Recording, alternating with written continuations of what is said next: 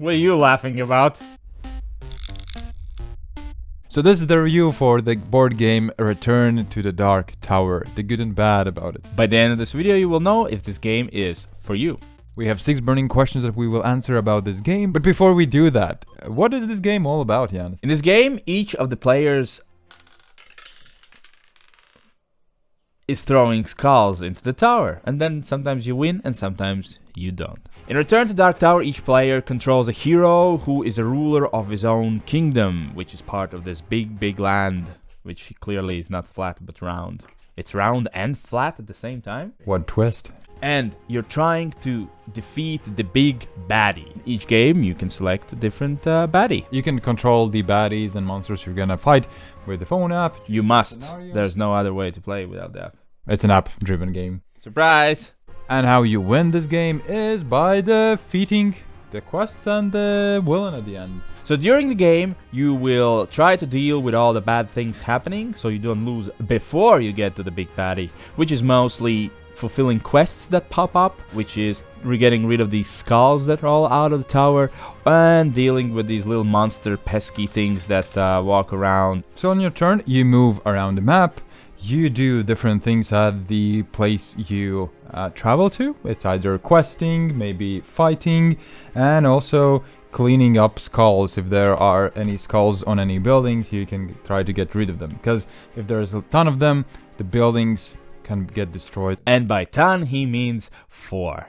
And each building also lets you do a specific action that is connected to that building. Recruiting warriors, recruiting spirits, buying gear, improving your character. Once one player is done with his turn, he does the most exciting thing that is to do in this game. Do you know what that is? Dropping a skull into the tower. Dropping a skull into the tower, and then the app will tell you if an event happens. The tower will turn. The tower will make sounds. The tower might drop your skull just right out, and then you have to place it on a building. That's probably the least exciting thing that happens when you throw in the skull. Getting tons of resources, also getting gear cards, treasure cards, well, different equipment that can help you do your quests, and then go and do those quests or fight. Fighting is done by the app, but there are monsters there, and the app will tell you how many soldiers you need to sacrifice to win this particular fight. And the most unique thing about this game is, do we have to point it out? Because it's kind of obvious, right? These buildings? Try again. Potions? Closer. Quest items? No, not so much. Oh, tower! Yep! You got it. It spins inside, it drops out skulls, it shows certain symbols. We're gonna talk a lot more about this game in this video, so we should jump to the first question, which is... Who would you get this for? 3, 2, 1. I tried to be as precise as I could. Fantasy game that isn't like heavy, there's not too much stuff. It's easy to learn, to be honest. It's mostly just turn on the app, read the rulebook, skip through the rulebook, actually, not even read it, and you're ready to play. I have non-gamer co-op fans. Fans? That came out laughing. Sorry about that. Non-gamer fans. What am I saying? You're non-gamer? Yeah, I'm a huge fan of non-gamers. I mean, you guys are awesome. You're my favorite kind of gamers. Non-gamer co-op fans. So people who like to play a game occasionally, but don't want, super heavy or super long games. This one's not on the short side, but it's not very long. I mean, there's not a lot to it, rules-wise. This fancy thing, I think, is going to be even more effective with non-gamers. If you love, like, fantasy worlds and fantasy games, and you have a kid that you want to introduce to this world, this would be great to play with your kid. Plus, doing this is hell of a fun. If you have a thin enough finger, you can... and it will trigger. Okay, maybe I shouldn't have suggested doing that. No. Don't do that. Top 3 best things? I am going to place $5 and say that we both will have the tower on our list. Fights and advantages. Every time you fight, you open the app, you select the enemy you're going to fight, and then it tells you you have to sacrifice 15 warriors. But through different kind of game effects, you get advantages. And then you can spend those advantages to make that card less threatening. Now I have to play only 10 warriors. And I really like that. That combat is simple, yet it kind of push your luck element to it. I add the combat as well as my third thing. What I will add to it, there is a fun mechanism where if monsters stay on the board for too long, they get stronger. You have to go and fight it, but there are some other things you should do. A fun thing where this game feels alive, I guess. These monsters feel alive because they get stronger, smarter, and so on. I will have to give you those $5. But the tower, it's a fun thing. It's something that catches your eye. It's the tower. It catches your eye. It's super fun to drop these inside and see what happens and get events or maybe open some doors and then skull drops out. It's quality stuff. It's really fun. I think it's a brave design to do something this like technological with all the mechanisms inside, and it's just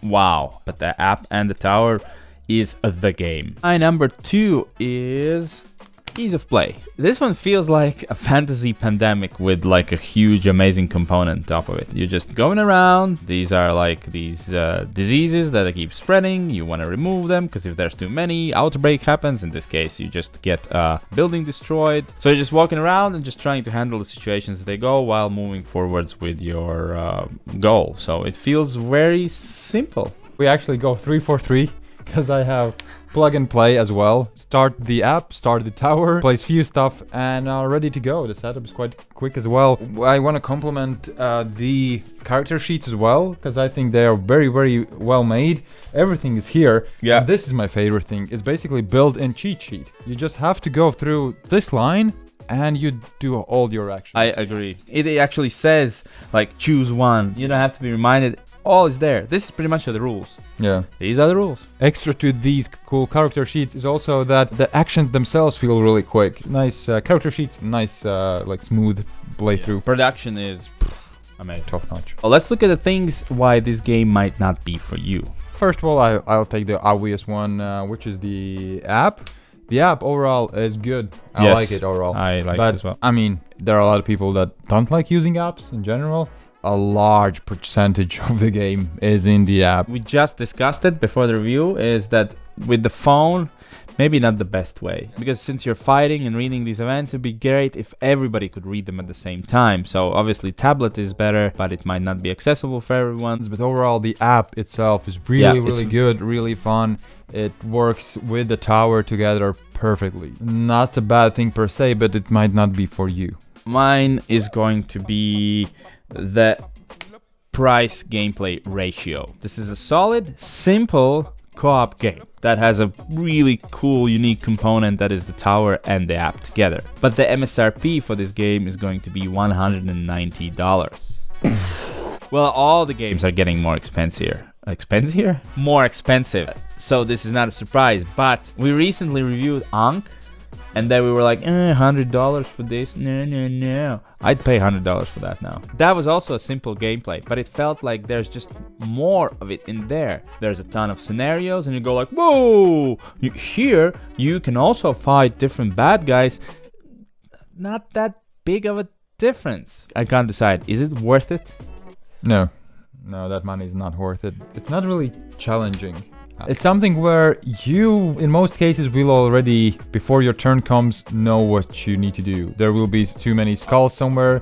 Yeah, the game can make it more difficult to do those things, but you always know what you will need to do. For most gamers, they will find that this is just very linear gameplay, where you just, I have to do that, I have to do this quest, I have to fight this, now I have to do that boss. I need to remove 2 skulls from here, or try to fulfill that quest. Let's see where I can get.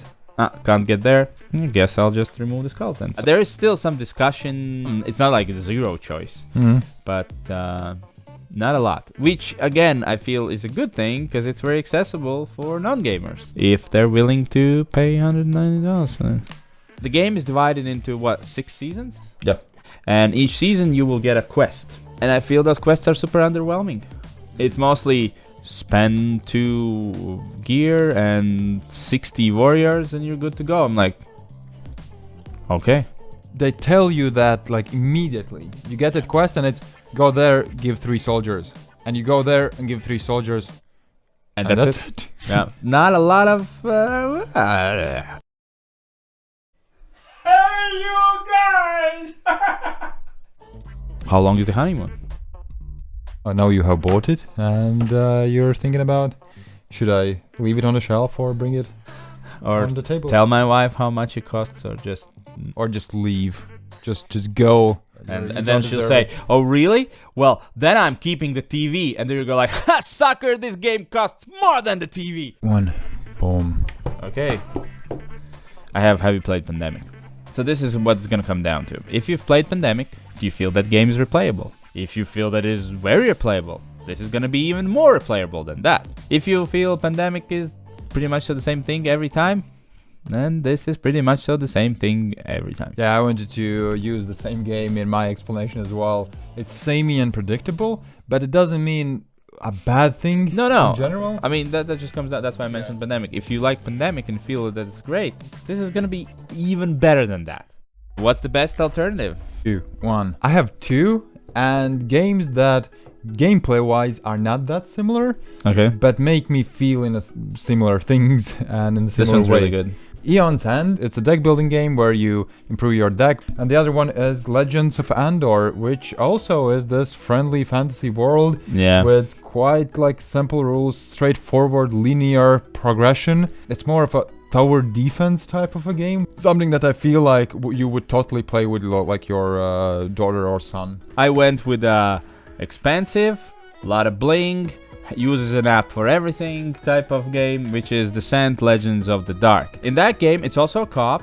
It is heavier than this. I was gonna say not by much, but considerably. It costs around like $150 retail price. But that one, you get your money's worth. There's like a 20-hour campaign in there. You can upgrade your characters as you go. There's different like levels, but obviously that one's less accessible because it's a campaign, so you need the same people, and the rules are more complex. What's the final rating? 2, 1. Oh, I also have good that Imans has it. Imans is a friend of ours who just lent it to us to play. That's great that he has it, because I really enjoy playing this game. It's a good game, but at that price level, I wouldn't justify getting it for myself. It's a good definition for this game. It's awesome for your friends to have. It has so many good qualities, Yeah. and it is for non-gamers, and we are gamers, unfortunately, I guess. It's too late for us. I think it's just a very simple game. And do you want to buy a simple game for $190? That's on you. This, wow. Here, it's okay. It's like, this is fantastic, this is okay, so, you know, the average is good.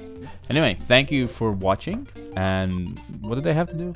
They have to like the video, please, okay? Then they have to subscribe if you haven't already. What are you doing if you're not subscribed? And if you have, thank you so much. Thank you. And then we have a Patreon page where you can talk with us. You can Suggest games to review, yeah. or even suggest some secret message that we might need to put into a video. So do those things, and we'll see you next time.